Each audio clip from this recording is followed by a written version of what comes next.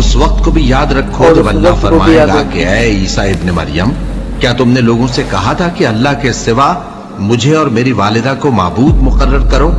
यहूदियों ने ईसाइयों को क्यों नहीं माना? क्रिश्चियन इन बाइबल हजरत ईसा अलैहिस्सलाम को नबी मानने से क्यों इनकार किया? और यहूदियों ने हजरत ईसा अलैहिस्सलाम को अपना दुश्मन क्यों माना? और हजरत ईसा अलैहिस्सलाम के बारे में कुरान क्या कहता है? और यहूदी हजरत मूसा अलैहिस्सलाम की उम्मत के कौन कौन से नबियों को मानते हैं? तो इन्हीं सारे सवालों का जवाब हम लेकर आए हैं आपके लिए इस वीडियो में। हेलो अस्सलाम वालेकुम, आदाब। और आज हम आपके लिए लेकर आए हैं आरजे मोनिश चैनल से हजरत ईसा अलैहिस्सलाम को यहूदियों ने अपना दुश्मन क्यों माना, यहूदियों ने ईसा को क्यों नहीं माना। तो शुरू करते हैं इस वीडियो को। यहीं से इस वीडियो का ओरिजिनल लिंक आपको डिस्क्रिप्शन में मिल जाएगा। तो शुरू करते हैं।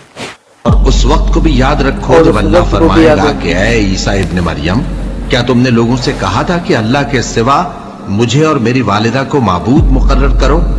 आज से लगभग 3800 साल पहले इसराइल यानी कि याकूब अलैहिस्सलाम के 12 बेटे हुए, जिनको बनी इसराइल कहा गया, और ये सभी 12 कबीलों में बट गए। इन 12 कबीलों में एक लेवी का कबीला था जिससे मूसा अलैहिस्सलाम का ताल्लुक था।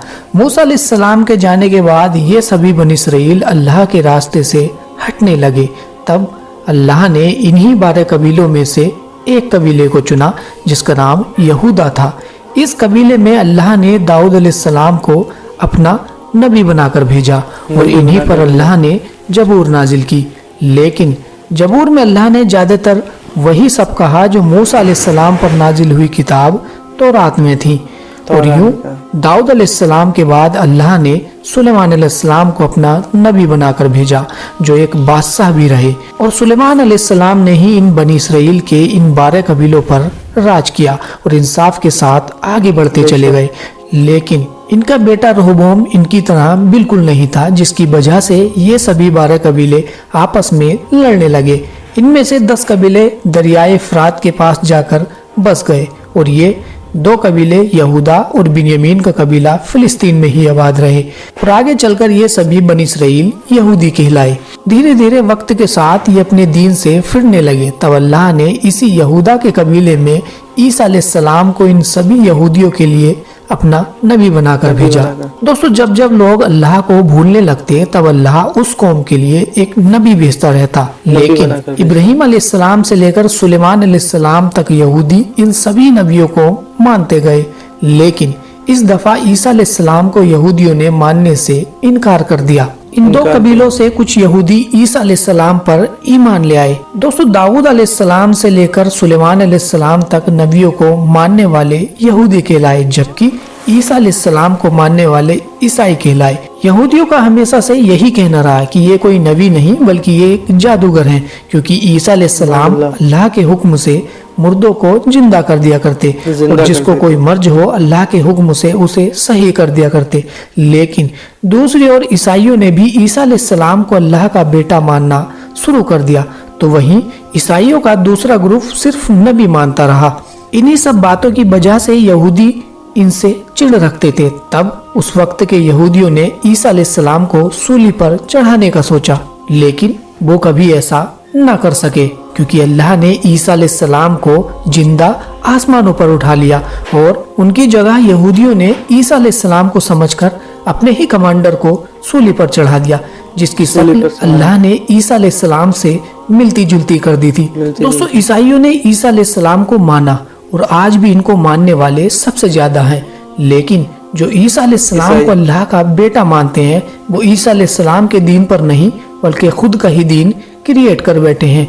लेकिन सवाल वही कि ईसा अलैहिस्सलाम को अल्लाह का बेटा ईसाई क्यों मानते हैं?